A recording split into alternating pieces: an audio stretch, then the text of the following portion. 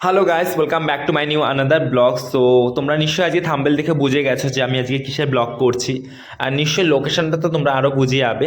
Actually সবাইকে আগে ফার্স্টে হচ্ছে মেরি ক্রিসমাস ডে। আর এখন আমি আছি হচ্ছে লেক টাউনে, বিকজ তোমরা সবাই জানো লেক টাউন কিন্তু এখন পুরো সেজে উঠেছে একদম ক্রিসমাস সেলিব্রেশনে। তো ভাবলাম ঠিক আছে, তা তোমাদের সাথে আমি আজকে এই ব্লগটা এখান থেকেই শুরু করি, কারণ আমি চলে গিয়েছিলাম লেক টাউনে তোমাদের সাথে ব্লগটা শেয়ার করবো বলে। তো ওখানে গিয়ে দেখলাম যে ও মাই গড, এতটা ভিড় আমি কিন্তু এক্সপেক্ট করিনি, বিকজ আমরা সবাই জানি পার্ক স্ট্রিটে কিন্তু প্রচণ্ড ভিড় হয়ে থাকে। ইভেন্ট এত বছর ধরে আমি পার্ক স্ট্রিটেই যেতাম, কিন্তু আমি বাস আজকে আমি জানতে পারলাম যে এখানেও এত বড় করে ক্রিসমাস সেলিব্রেশন হয়। এখানে কিন্তু শুধু ক্রিসমাস সেলিব্রেশন হচ্ছিল না, তার সাথে কিন্তু আরেকটাও বেশ ভালো সেলিব্রেশন হচ্ছিল, যেটা তোমাদের আমি ক্রমশ প্রকাশ করব। তো তার জন্য তোমাদের কিন্তু ব্লগটা পুরোটা দেখতে হবে, তবেই তোমরা বুঝতে পারবে যে এর সাথে আর কি কি হচ্ছে এখানে। আর এখানে আসতে গেলে কিন্তু তোমরা সবাই জানো যে এটা কোথায়, লেক টাউনে। আর এটা কিন্তু আমরা সবাই জানি, লেক টাউন কিন্তু পুরো ওয়েস্ট বেঙ্গলে সবাই জানে, বিকজ শ্রীভূমি দুর্গাপূজা কিন্তু পুরো ফেমাস। আর তার জন্য কিন্তু লেক টাউন কিন্তু সবাই জানে যে অ্যাকচুয়ালি এটা কোথায়। আর তোমরা এখানে দেখতে পাচ্ছ ভিড় কাকে বলে। আমি কিন্তু এতটা এক্সপেক্ট করিনি যে এখানে এত এত ভিড় হবে। মানে আমি জাস্ট এসে একদম অবাক হয়ে গেছিলাম ভিড় দেখে, যে এতটা রাশ আমি এক্সপেক্টই করিনি একদম। তো যাই হোক, গিয়ে ভিতরে ঢুকলাম এবং ঢুকে ভালোই লাগছিল, ডেকোরেশন এবং লাইটিং খুব সুন্দর করেছে। এবং আমরা সবাই প্রত্যেককেই জানি যে দুর্গাপুজোতে যেমন লাইটিং করে, তো অবভিয়াসলি ক্রিসমাসেও খুব সুন্দর লাইটিং করবে। তো সেটাই দেখার জন্য কিন্তু আমি একা না এখানে, পুরো দেখতে পাচ্ছ কত লোক চলে এসছে। তো আমি প্রথমে অ্যাকচুয়ালি ক্যান্সেল করে দিয়েছিলাম যাওয়া। তো হঠাৎ করেই আমার এক ফ্রেন্ড বলল যে চল যাই। তো দেন ওর কথা শুনে ভাবলাম ঠিক আছে, তাহলে যাওয়া যাক। তো চলে আসলাম। তখন প্রায় বাজে রাত 10টা। তো ওখানে গিয়ে দেখলাম বেশ ভালোই লাগছিল। তো হঠাৎ করে জানতে পারলাম যে এখানে নচিকেতা, মানে হচ্ছে যে সিঙ্গার্স নচিকেতা, সে পারফর্ম করছে। তো ভাবলাম ঠিক আছে, তা তোমাদের সাথেও তার পারফর্মটা তোমাদের সাথে শেয়ার করি।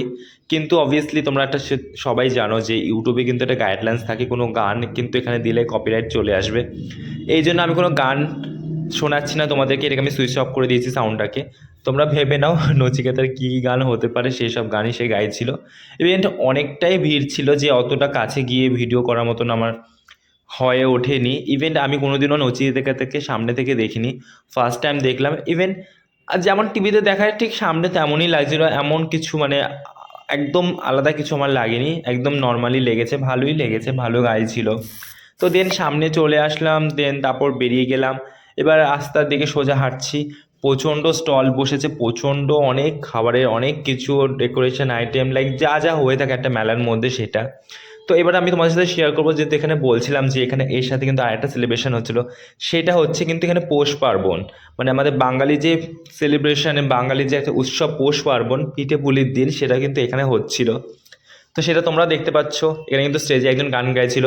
তো এখানে পৌষ পার্বণে একটা, আমি জাস্ট রাস্তা দিয়ে যাচ্ছিলাম, হঠাৎ দেখছি যে এখানে একদম সুন্দর, মানে একদম সে গ্রাম বাংলার মতন পিঠে বানানো হচ্ছে, একদম মাটির উনুনে কাঠের আগুন জ্বালিয়ে একদম মহিলারা সেই একদম ওই স্টাইলে পিঠে বানাচ্ছে। তো আমি ভাবলাম তোমার সাথে ভিডিওটা শেয়ার করি। মানে সেই একটা, মানে উইন্টারে যে জিনিসটা ফিল হয় না গ্রাম বাংলাতে, সেরকম একটা ফিল এসছে। তো আমার খুব ভালো লাগলো, একটা শহরের মধ্যে কিন্তু এরকম জিনিস দেখাটা খুব মজার একটা ব্যাপার। দেন তারপর এখানে মেলাতে এসেছি, মেলাতে দেখলাম কিছু চড়ার ইচ্ছা হচ্ছিল, তাও ভাবলাম ঠিক আছে চড়বো না। বাট দেন প্রচণ্ড খিদেও পেয়েছিল, এবার যেহেতু আমি জিম করি তো ফুচকা খাওয়া একদম রেস্ট্রিকশনের বাইরে।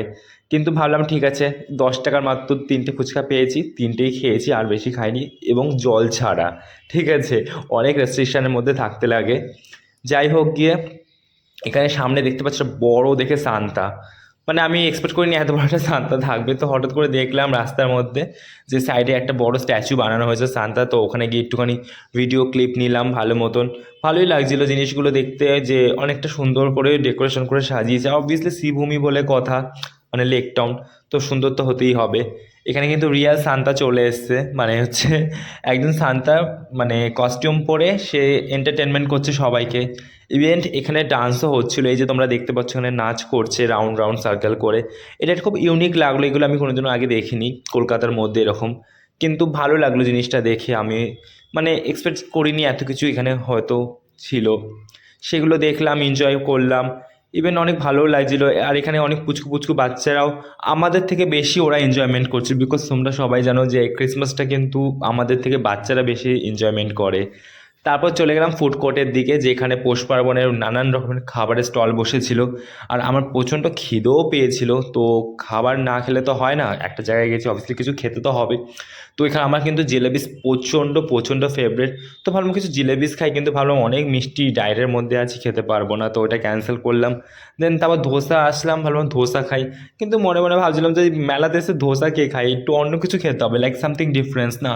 তো এখানে ব্যাম্বু বিরিয়ানিও পাওয়া যাচ্ছিলো, কিন্তু এটা ট্রাই করিনি, বিকজ বুঝতেই পারছো মেলার ব্যাম্বু বিরিয়ানি কতটা ভালো হবে না হবে আমি অতটা এক্সপেক্ট করিনি, তার জন্য ওটা খেলাম না। দেন চলে আসলাম ফ্রাই সেকশনে, যেখানে এসে কিন্তু আমি আটকে গেছিলাম এবং আমার প্রচণ্ড এগুলোই খেতে ইচ্ছা করছিল, কারণ খুব একটা ক্রেভিং হচ্ছিলো যে কিছু ফ্রাইস কিছু খাই। তারপর নিয়ে নিলাম এখানে তোপসে ফ্রাই। আর এত ভালো ভালো ফিশ দেখে তো অবভিয়াসলি বাঙালির মন তো মাছের দিকেই টানে। তো আমারও তোমাদের মতনই সবার মতনই আমারও মাছ খেতে ইচ্ছা করছিল। তো এখানে নিয়ে নিলাম তোপসে ফ্রাই, 100 টাকা 4 পিস দিয়েছিল। দেন অনেক ঘোরাঘুরি করার পর তোমরা এবার দেখতে পাচ্ছ প্রায় 12 বাজে 12টার মতন। তো রাস্তা অনেকটাই খালি হয়ে গেছে, পুরো রাস্তায় এখন আর অতটা রশ নেই। এবার আমাকে বাড়ি ফিরতে হবে। তো দেখা ওখানে 12টা বেজে গেছে। দেন অনেকটা এনজয়মেন্ট করে ঘোরাফেরা করে এবার ভাবছি না এবার গাড়ি ধরতে হবে, না তো কিন্তু লেট হয়ে যাবে। তো আমি চলে এসেছি আমার গাড়ি ধরতে, আর তোমাদের সাথে এই ব্লগটা আজকে আমি এখানেই শেষ করব। আর আই থিঙ্ক তোমরা অনেকে হয়তো গেছো এখানে, আর যদি যেয়ে থাকো আমাকে কমেন্টস করে তোমরাও জানাতে পারো যে তোমাদের কেমন লেগেছে। তো আমার ভিডিওটা যদি ভালো লেগে থাকে তো প্লিজ লাইক কমেন্ট শেয়ার করতে ভুলবে না। আর অবভিয়াসলি আমাকে সাপোর্ট করবে, তোমাদের এক একটা লাইক কিন্তু আমার কাছে অনেক অনেক ইম্পর্টেন্ট। তো তোমরা যত আমাকে লাইক অ্যান্ড কমেন্ট করে আমাকে সাপোর্ট করবে, আমার ভিডিও বানাতে অনেক অনেক বেশি হেল্প হবে। তো আজকের মতন tata bye bye, take care, দেখা হচ্ছে নেক্সট ব্লগে। तो लाइक मारो और सब्सक्राइब का बटन जरूर दबाना।